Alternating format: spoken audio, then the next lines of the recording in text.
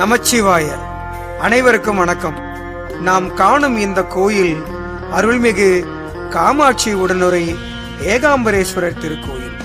இந்த கோயில் மத்திய சென்னையில் அமைந்த கரை என்னும் பகுதியில் இருக்கிறது. இங்கு சில நாட்களாக ஒரு செய்தி பேசப்பட்டு வருகிறது. அதை பற்றிய காணொளிதான் இது. இந்த கோயிலில் உள்ள இந்து சமய அறநிலையத்துறை மூலம் வைக்கும் விண்ணப்பம் என்னவென்றால், இந்த சிவன் கோயில் மிகவும் பள்ளத்தில் உள்ளது, அது ஆகம விதிப்படி இல்லை என்றும், இந்த கோயிலில் உள்ள மண்டபத்தில் மழைநீர் கசிவு இருக்கிறது என்றும், ஆதலால் இந்த சிவன் கோயிலை இடித்துவிட்டு புதிய கோயில் கட்டப்பட வேண்டும் என்ற கோரிக்கை முன்மொழிவு செய்யப்பட்டுள்ளது. ஆனால் இந்த கோயில் வாயிலில் இருந்து பார்த்தால் உள்ளே இருக்கும் சிவலிங்கம் நன்றாக தெரியும். சிவன் பள்ளத்தில் வைக்கப்படவில்லை. அது மட்டுமல்ல, 4 படிகள் ஏறிதான் குருக்கள் இங்கு வழிபாடு செய்கிறார்கள். 2001ஆம் ஆண்டு இத்திருக்கோயிலில் ராஜகோபுரம் கட்டி முடிக்கப்பட்டு கும்பாபிஷேகம் நடத்தப்பட்டது.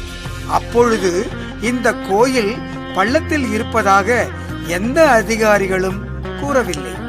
2014ஆம் ஆண்டு மறுபடியும் கும்பாபிஷேகம் செய்யப்பட்டது. அப்பொழுதும் அவர்கள் எதுவும் கூறவில்லை. 2023ஆம் ஆண்டு அறநிலையத்துறை மேல் அதிகாரிகள் ஆய்வு செய்த போது கூட அது பற்றி சொல்லவில்லை. ஆனால் கடந்த மே மாதம் அவர்கள் மறுபடியும் ஆய்வு செய்து இந்த கோயில் ஆகம விதிப்படி இல்லை என்றும், இத்திருக்கோயிலை இடித்துவிட்டு தரைமட்டம் உயர்த்தப்பட்டு புதிதாக கட்ட வேண்டும் என்ற முடிவை எடுத்து மேற்படி அதற்கு ஒப்புதல் பெற அவர்கள் துறைக்கு அனுப்பி வைக்கப்பட்டுள்ளது. இந்த கோயிலை பாருங்கள், 3 படி ஏறி வருவது உண்மைதான். ஆனால் சுவாமி சன்னதி எப்படி இருக்கிறது என்றால், கோபுர வாசலை விட உயரமாக அல்லது அதற்கு நிகராக அமைந்துள்ளது. அது மட்டும் இல்லை, இந்த கோயிலில் கோபுர வாயில் வழியாக சென்று பார்த்தால் அங்கு சன்னதி தெரு உயரமாக உள்ளது. ஆனால் இந்த கோயிலின் பின்புறம் சென்று பார்த்தால் தரைமட்டம், பெருமாள் கோயில் தெருவும் சமநிலையில் இருக்கும். எனவே இந்த கோயில் முன்புற வாயிலை காரணமாக வைத்து பள்ளத்தில் உள்ளது என்று கூறுவது தவறு. இந்த ஊருக்கு நடுநாயகமாக இருந்து காக்கும் சிவபெருமான் மற்றும் இந்த கோயில் பின்னால் இருக்கும் அருள்மிகு வரதராஜ பெருமாளும் அமைந்துள்ளன. இந்த 2 கோயிலும் 2 கண்களைப் போல உள்ளது. நமது முன்னோர்கள் இதை தெரிந்து அமைத்தார்களா, இல்லை இயற்கையாக அமைந்தனவா என்ன என்று தெரியவில்லை.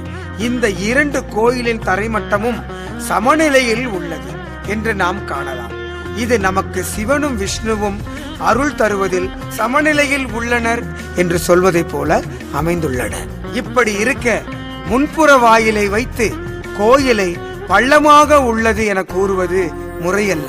கடந்த 60 ஆண்டுகளாக இந்த கோயிலை கட்டுவதற்கு நம் முன்னோர்கள் செய்த முயற்சி, பொருள் உதவி இங்கே இருக்கும் பல கல்வெட்டுகள் நமக்கு காட்டுகிறது.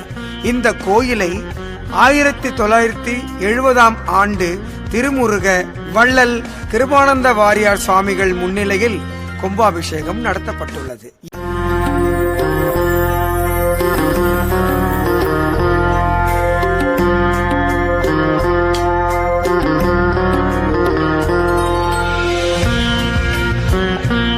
இங்கு இருக்கும் முருகன் சன்னதி முன்பு அமைந்த மண்டபம் அவரால் திறந்து வைக்கப்பட்டது. இதை எத்தனை கோடி செலவு செய்து புதிய கோயில் கட்டினாலும் இதற்கு ஈடு. எனவே இந்த ஏகாம்பரேஸ்வரர் திருக்கோயிலை பள்ளத்தில் இருக்கிறது என்று அபிஷேக தண்ணீர் மாநகராட்சி கழிவுநீர் தொட்டியில் சேர்க்க கடினமாக உள்ளது என்றும், மழைநீர் கசிவு உள்ளது போன்ற காரணங்களை கூறி இப்படிப்பட்ட பழமையான கோயில், அதுவும் சுவாமி கர்ப்ப கிரகம் மற்றும் சிவன் முன் மண்டபம் கருங்கற்களால் செய்யப்பட்டது என அறிந்தும் இதனை இடித்துவிட்டு புதிதாக கோயில் கட்ட வேண்டும் என்ற எண்ணத்தை மறுபரிசீலனை செய்ய வேண்டும் என்று அறநிலைத்துறையை கேட்டுக்கொள்கின்றோம். ஓம் நமச்சிவாய.